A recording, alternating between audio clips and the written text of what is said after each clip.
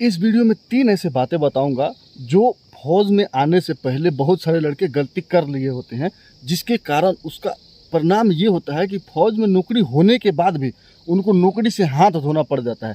तो चलिए बिना देर किए हुए मैं वीडियो को स्टार्ट करता हूं। नमस्कार दोस्तों, मैं रंजन कुमार आप लोग इस वीडियो में एक बार फिर से स्वागत करता हूं। अगर आपने मेरे चैनल को सब्सक्राइब नहीं किया तो चैनल को सब्सक्राइब कर लीजिए, साथ में बेल आइकन भी दबा दीजिए ताकि मैं वीडियो डालूं तो आपको नोटिफिकेशन मिलता रहे।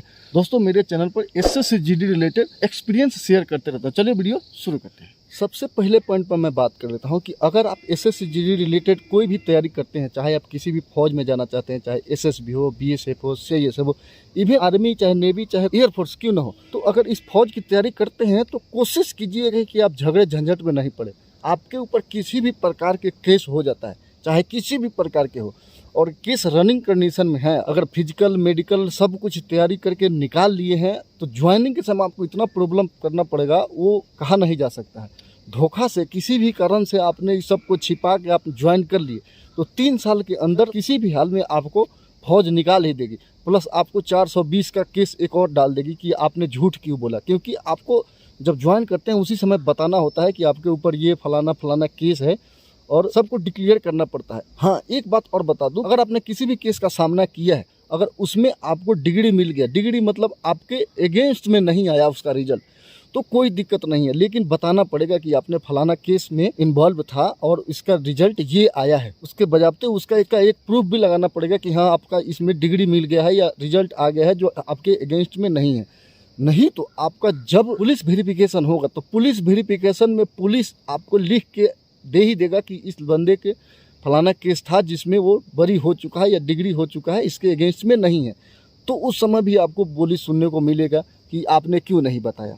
अगर देखिए केस है, आपका डिसमिस हो गया है, केस आपके नाम था लेकिन अभी नहीं है, तो ज्वाइनिंग के समय आपको बताना अनिवार्य है। आप बता दीजिएगा, कोई दिक्कत नहीं है। धोखा से अगर बता दिया कि नहीं मेरा नाम ही नहीं है, अगर आपका नाम होगा तो तारीख के समय आपको प्रॉब्लम होगा, क्योंकि हर महीने आपको छुट्टी नहीं मिलेगी। पहला पॉइंट यही था। 2 नंबर पे पॉइंट ये आ जाता है कि अगर आपने किसी भी प्रकार का गलत डॉक्यूमेंट बना रखा है, किसी भी प्रकार का, चाहे आप मार्कशीट ही क्यों न है, चाहे आप जाति आवास वो लगने वाला हो वही क्यों न हो, डॉक्यूमेंट का भी वेरिफिकेशन होगा तो आप उसमें पकड़ा जाइएगा। क्योंकि जो डॉक्यूमेंट जहाँ से इशू होता है वहाँ पे आपके डॉक्यूमेंट वेरिफिकेशन के लिए जाता है, फिजिकली जाता है। अगर आप कोई भी डॉक्यूमेंट अपने फर्जी बना रखा है, मतलब कंप्यूटर से प्रिंट करा लिया है, आप उस ऑफिस में आपका कोई रिकॉर्ड नहीं है, तो प्रॉब्लम हो सकता है, क्योंकि डॉक्यूमेंट मैच नहीं करे। ध्यान रखिएगा इस बात का। बहुत सारे दोस्तों को लगता है कि हम ट्रेनिंग निकाल लिए, अब वेरिफिकेशन हो चाहे कुछ ना हो कोई दिक्कत नहीं है, तो इस तरह का नहीं है। हमारे साथ का 3 साल नौकरी मतलब 2.5 साल नौकरी करने के बाद, 1 साल ट्रेनिंग और 1.5 साल नौकरी करने के बाद डॉक्यूमेंट वेरिफिकेशन में नौकरी उसका चला गया है। तो आप अगर कोई भी डॉक्यूमेंट बनवाते हैं तो उस ऑफिस में बजाते आपका एक रिकॉर्ड होना चाहिए कि हाँ आपने यहाँ से बनवाया है। तभी फॉर्म अप्लाई करते समय उस डॉक्यूमेंट को वहाँ पे शो कीजिएगा। फर्जी वाला डॉक्यूमेंट आप शो कर दीजिएगा। मान लीजिए अगर नौकरी हो गया, वहाँ पे जाके जब वेरिफिकेशन होगा कि पहले वाला डॉक्यूमेंट आपने कौन सा लगाया था, उसमें प्रॉब्लम हो जाएगा, फिर आपका डिसमिस फ्रॉम सर्विस होना ही होना है। क्योंकि देखिए फर्जीवाड़ा में पकड़ाइएगा किसी भी प्रकार के तो आपको नौकरी से हाथ धोना पड़ जाएगा। कोई फायदा नहीं होगा कि हाँ हमने 2 साल नौकरी कर लिया है, केस भी कीजिएगा तो केस भी आपके अगेंस्ट में हो जाएगा। 3 नंबर पॉइंट में आता है कि बहुत सारे दोस्तों डोमिसाइल गलत बनवा लेते हैं, क्योंकि ये लोग सोचते हैं कि मेरे पड़ोस वाले राज्य का कटअप कम जा रहा है, मेरे वाले राज्य में ज़्यादा जाता है, तो सब डॉक्यूमेंट आपका अपने स्टेट से रहेगा, लेकिन डोमिसाइल होता है जो अदर स्टेट से बनवा लेते हैं, उसमें भी आप पकड़ा जाइएगा तो आपका नौकरी जा सकता है। ये बहुत सारे फर्जी हुआ है। मेरे साथ का जो जितने भी लड़के गए हैं फ्रॉम सर्विस हुए हैं, उनका मैक्सिमम का यही था डोमिसाइल प्रॉब्लम। वो थे मध्य प्रदेश के और छत्तीसगढ़ से जाके डोमिसाइल बनवा लिए थे, क्योंकि छत्तीसगढ़ का कटअप कम जाता है, तो उसमें पकड़ा गया और उनका नौकरी से हाथ धोना पड़ा। तो आप लोग अगर तैयारी करते हैं फॉर्म भरते समय कम से कम इसका ध्यान रखिएगा कि डोमिसाइल अपने स्टेट का ही बनवाइए। 3 साल तक नौकरी कीजिएगा, उसके बाद आप जब घर जाइएगा तो बेइज्जती अलग से होगा, प्लस में आपको जितना पैसा मिलेगा सब पैसा भी भरना पड़ेगा। आप कितना हो ड्यूटी किए हैं, कितना हो ट्रेनिंग किए हैं, सब गड़बड़ हो जाता है, सब गोबर हो जाता है, समझिए एक प्रकार से। इसीलिए कम इस 3 बात को आप ध्यान में रखिएगा कोई भी फॉर्म भरते समय। तीनों बहुत इंपॉर्टेंट है। देखिए केस वाला जो है, केस के लिए कोई दिक्कत नहीं है। अगर आपने मारामारी किया, मेजर पनिशमेंट आपके अगेंस्ट में नहीं हुआ तो चल जाएगा, कोई दिक्कत नहीं है। लेकिन अगर उसमें भी कोई बड़ा पनिशमेंट मिल गया है तो आपके लिए फौज है ही नहीं। फौज का सपना ही मत देखिए, क्योंकि छोटा से छोटा केस अगर चल रहा है उसमें या बड़ा पनिशमेंट मिल गया है उसमें आपको प्रॉब्लम हो जाएगा।